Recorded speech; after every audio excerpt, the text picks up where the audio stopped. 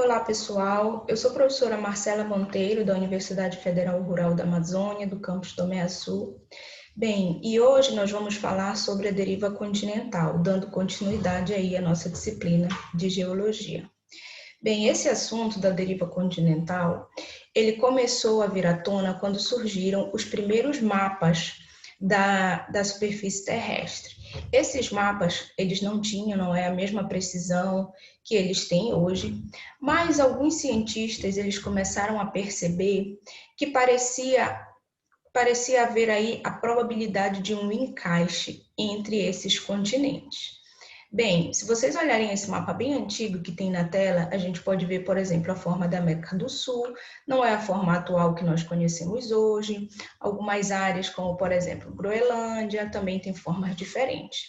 Mas, ainda que os mapas ainda não fossem, tivessem essa boa forma que eles têm hoje, já era possível perceber a possibilidade aí de alguns encaixes. Então, à medida que os mapas foram ficando cada vez mais realistas, essa possibilidade de encaixe foi aumentando. E aí os cientistas começaram a perceber essa possibilidade de encaixe e surgiu a teoria de que talvez os continentes eles estivessem todos ligados aí no passado do planeta. Aqui vocês podem ver nesse outro mapa, que já é um pouco mais recente, do século XIX, algumas evidências aí de como a linha de costa, elas poderiam ser, se caso elas fossem unidas, todos os continentes fossem unidos, o que reforçava ainda mais essa teoria de que os continentes estariam ligados. Bem, o primeiro que trouxe essa hipótese à tona foi Francis Bacon, lá em 1620. Ele começou falando da junção, uma possível junção sobre a América do Sul e África. Até então, até esse período, Francis Bacon, apesar de trazer esse tema à tona, ele não explicou nada sobre essa possível junção. Então, naquela época, não foi dado nenhum crédito para essa teoria.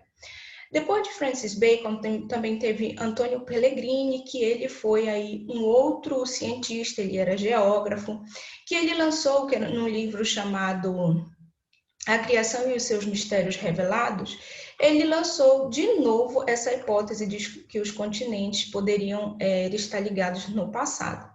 E Antônio Pellegrini, ele já trouxe aí algumas evidências, sobre essa possível ligação. Então, ele encontrou fósseis, de plantas que ocorriam tanto na Europa quanto nos Estados Unidos.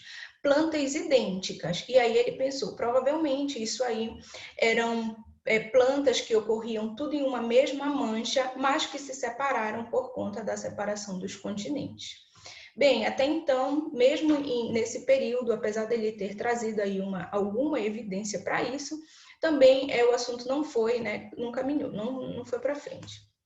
Mas, já no século XX, o famoso Alfred Wegener, que era um cientista aí da área da geografia, astronomia, paleontologia, dentre outras ciências, ele começou a estudar com bastante afinco essa teoria. E aí, Alfred Wegener começou a trazer muitas explicações lá no século XX. Esse cientista, vocês podem ver aqui vários selinhos, que foram criados em homenagem, foram homenagens já póstumas, porque ele foi realmente o cientista aí que trouxe explicações bastante convincentes, que de fato foram provadas para essa teoria. Alfred Wegener, o que ele trouxe? De acordo com a teoria dele, todos os continentes estariam unidos aí no passado, formando um único continente chamado Pangeia, que é esse continente que vocês podem ver aqui na figura na esquerda.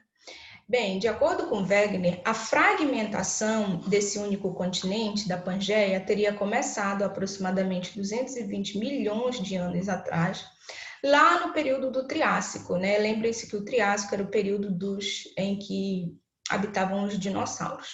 E de acordo com ele, essa fragmentação, ela começou dando origem aí, a separação deu origem em duas partes. A parte setentrional, que seria essa parte aqui de cima, chamada de Laurásia, e a parte austral, que seria essa parte de baixo, chamada de Gondwana. essa foi aí, né, as primeiras evidências, foram as primeiras evidências que Alfred Wegener trouxe para explicar a teoria. Bem, essa figura ela mostra mais ou menos como que essa evolução ocorreu para que nós chegássemos até a configuração que nós temos atualmente. Então, há 225 milhões de anos a Pangeia estava assim, praticamente toda unida, e aí começou a separação, aqui vocês podem ver na parte superior Laurásia e embaixo Gondwana, e a partir daí, né, cada vez mais os continentes foram se separando até chegar muito próximo à configuração que nós temos hoje, que seria aqui o último desenho, que é do jeito que nós conhecemos. Bem, essa evolução, ela foi explicada aí por muitas evidências. Essa evolução do movimento dos continentes foi explicada por muitas evidências. Dentre elas, Wegener enumerou algumas que eu vou colocar aqui para vocês. Uma delas foi a presença de cadeias montanhosas que ocorriam tanto aqui na África do Sul e na Argentina. Na África do Sul é conhecido como Serra do Cabo e na Argentina é conhecido como Sierra de la Ventana. De acordo com Wegener, isso seria uma única cadeia montanhosa que se separou, né, devido aí o movimento dos continentes. Outra evidência seria a presença de cadeias montanhosas aqui na África e também no litoral do Brasil. De acordo com ele, é a mesma coisa, seriam cadeias montanhosas unidas, separadas por conta da movimentação dos continentes. Bem, além dessa evidência geológica, também tinham outras evidências, como, por exemplo, rochas com mesma idade, né, tanto na costa do Brasil quanto na costa da África. Se vocês olharem esse mapa aqui, nós temos à esquerda o Brasil e à direita a África, e a gente pode ver desenhos similares, né? Com as mesmas marcas. Isso significa a mesma idade geológica quando as rochas são datadas. Isso seria mais uma evidência. Se elas têm a mesma idade geológica, provavelmente elas foram formadas juntas, mas se separaram aí devido a essa migração dos continentes. Bem, outra evidência, e essa foi uma das principais evidências, é a correlação perfeita entre os fósseis quando os continentes, quando se junta aí todos os continentes. Então, por exemplo, aqui na América do Sul com África, existe essa faixa de ocorrência do mesmo réptil. Existe também, ainda pensando em América do Sul e África, outros tipos de répteis que ocorrem em que seriam aí nessa faixa azul. Outra evidência seria a presença de fósseis de Glossopteris, que é um tipo de gimnosperma, que ocorreria aqui nessa faixa em verde, que pegaria parte da Austrália, Antártica, Índia, África e América do Sul, dentre outras evidências fossilíferas. Essa aqui, gente, é uma das principais evidências, tá, que foi utilizada para provar essa teoria. E ainda algumas evidências que são os indicadores paleoclimáticos. O que seria isso? Se vocês olharem aqui esse primeiro mapa à esquerda superior, toda essa parte amarela aqui, que vocês podem ver, elas possuem as chamadas estrias, que são evidências de glaciação. Não só essa parte superior, mas também ainda aqui embaixo, como vocês veem à direita, no que seria a Antártica. Bem, de acordo com Alfred Wegener, toda essa região aqui foi um dia uma região glacial que se separou por conta da movimentação das placas. E de acordo com ele, essa separação começou a ocorrer há aproximadamente 300 milhões de anos. E como vocês podem ver, aqui embaixo, na esquerda, existem rochas com essas marcas, né, que são as chamadas estrias glaciais, que são evidências de que grandes blocos escorregaram, né? Grandes blocos atritaram com essas rochas, deixando aí essas evidências. E esses blocos seriam os grandes blocos de gelo da época da glaciação. A partir também dessas marcas é possível evidenciar não só de que essas rochas, né, já sofreram atrito com outros blocos grandes que seriam os blocos de gelo, mas também a direção para a qual esses blocos de gelo se movimentaram. tá? E essas estrias, elas ocorrem em todas essas áreas amareladas que vocês veem aí nesse mapa superior. Esse seria um indicador paleoclimático. Então, o que Alfred Wegener fez? Pegou todas essas evidências e colocou num livro que é chamado A Origem dos Continentes e dos Oceanos. Só que nesse livro, que foi lançado em 1915, apesar de ele trazer bastante evidências e essa teoria explicada, Alfred Wegener, ele não comentou nada, ele não falou sobre, por exemplo, as forças que moveriam esses blocos continentais. Pensem bem, a gente está falando, né, da movimentação da litosfera, que são blocos enormes, né, um continente inteiro. E aí, então, começou a surgir essa dúvida, se esses blocos se movem, como que eles se movem? Na época, ele não deu nenhuma resposta. Bem, outra pergunta, outro questionamento que surgiu é que como que a crosta continental, são as placas, né, a gente já se sabia também nessa época que ela tem uma característica rígida, como que ela vai deslizar sobre um outro bloco? Porque isso geraria um atrito e isso iria gerar a quebra, o rompimento dessa placa. Como na época ainda não se conhecia as características da astenosfera, lembrem-se lá da aula passada, não é? Que abaixo da crosta, ali entre a crosta e o manto, existe essa camada fluido-viscosa, que é chamada de astenosfera, zona de baixa velocidade de propagação de ondas sísmicas, caracterizada por fase fluida e viscosa. Então, na época, ainda não se conhecia essa característica, porque é sob essa massa fluido-viscosa que os blocos deslizam. Só que na época não se sabia ainda dar essa explicação. E aí, Alfred Wegener, ele morreu em 1930 e a teoria dele ficou praticamente esquecida, né? Por muito tempo, por algum tempo pelo menos, não se falou mais sobre essa teoria. Mas aí, lá nos anos 50, essa teoria voltou, né? Começaram a comentar de novo sobre a possibilidade de Alfred Wegener estar correto nas observações dele. Isso porque, lá na década de 40, durante a Segunda Guerra Mundial, a tecnologia avançou bastante. E aí foram desenvolvidos os sonares que ajudavam a mapear o fundo oceânico, por conta da guerra, da presença de submarinos e coisas do tipo. Bem, até então se imaginava que o fundo oceânico ele era bastante monótono, como uma planície, né, sem grandes alterações, simplesmente uma planície retilínea.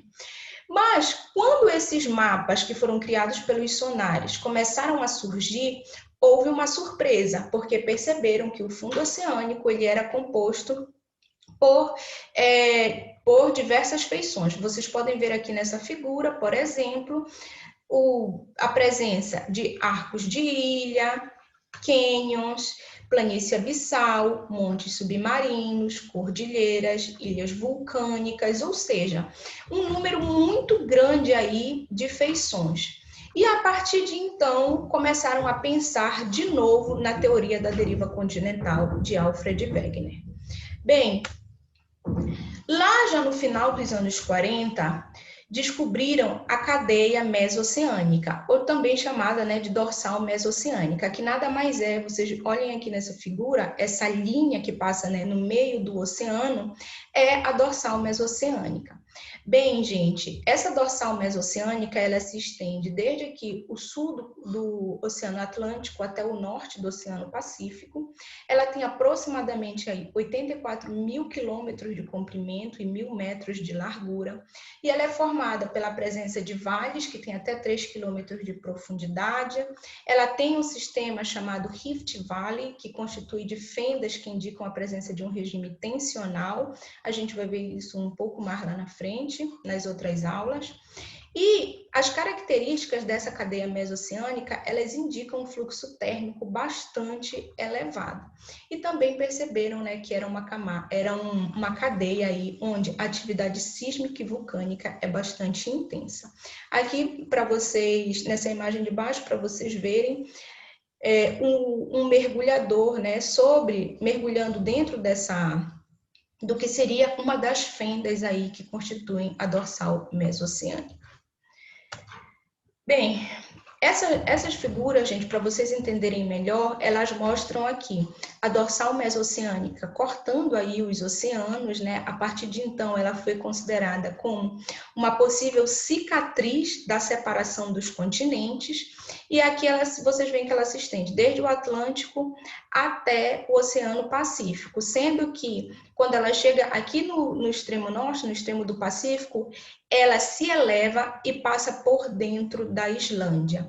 Então, apesar dela nascer, né, dentro do oceano, quando chega aqui ela passa dentro de um continente. E o que se vê nesse continente é isso aqui dessa figura na direita inferior. Vocês conseguem ver as duas placas, tanto a placa euroasiática, que estaria ali no que seria o lado próximo aos Estados Unidos, e a placa norte-americana, a placa norte-americana que estaria para o lado dos Estados Unidos e a placa euroasiática, né, que estaria ali para o lado da Europa. Bem, essa teoria, gente, ela foi melhor explicada quando surgiu aí a ideia de como o fundo do oceano se expande. Nós já conversamos sobre isso, então, onde existe a presença de placas divergentes, que é esse movimento aqui que vocês estão vendo na figura, o magma ele acaba ascendendo, preenchendo aí esse espaço entre as placas, e quando ele se solidifica, novas placas são criadas. Bem, a partir de então, foi estudada a idade, tá, dessas rochas que se formam, né, das rochas que constituem essas placas que se formam na dorsal mesoceânica. E uma descoberta importante é porque nessa época se acreditava que no fundo do oceano existiam as rochas mais antigas do planeta. Entretanto, a datação dessas rochas mostrou que as placas, né, elas têm no máximo 200 milhões de anos. E como que isso é explicado? Bem, pensei bem, a placa ela se forma bem aqui nessa linha vermelha, né, que seria o meio aí do oceano, onde tem a dorsal. A partir de então, essa placa ela vai sendo empurrada tanto em direção à costa da África e em direção à costa do Brasil por conta do movimento divergente. E, à medida que essa placa é empurrada, por conta do movimento ascendente de uma nova quantidade de magma, que vai dar origem ali, bem no centro, a uma nova porção de placa. Então, quando o magma chega, né, na superfície, ele acaba empurrando essa placa que já foi formada lá, em direção à costa dos continentes. E aí, estudando a datação dessas rochas, perceberam que quando a placa chega próximo aos continentes, que é aí aproximadamente 200 milhões de anos depois da sua formação, ela acaba sofrendo subsidência, ela é enviada novamente em direção ao manto, né, um movimento descendente, onde ela vai sofrer fusão e depois dar origem a uma nova placa quando ela ressurgir aqui, quando esse material fundido ressurgir aqui no centro da dorsal mesoceânica. Esse processo aí, desde a formação da placa até o momento em que ela mergulha para sofrer fusão, dura aproximadamente 200 anos. 200 milhões de anos. Então, é por isso que as rochas mais antigas, tá, do fundo do mar, que são formadas na dorsal mesoceânica, elas têm essa idade. Bem, gente, com todas essas evidências e com tudo isso que se descobriu, esse quadro da deriva continental ele se mostrou completo. A partir daí já não houve mais dúvidas de que realmente as placas litosféricas elas se movem, elas estão em movimento, que elas estiveram unidas um dia formando o continente chamado Pangeia e que a partir do momento em que elas se fundem, elas estão em movimento constante. Inclusive, esse movimento ele continua até hoje. Em algum lugar elas estão se afastando, e em outros lugares elas estão se aproximando. Essa aula termina por aqui, eu espero que vocês tenham entendido, desfrutado desse assunto. Vocês sabem que vocês podem me contactar lá pelos nossos canais, né, de Caixa Postal do Cigal, WhatsApp, e-mail, caso vocês tenham qualquer dúvida. Então, eu espero, gente, que vocês tenham desfrutado. Um abraço.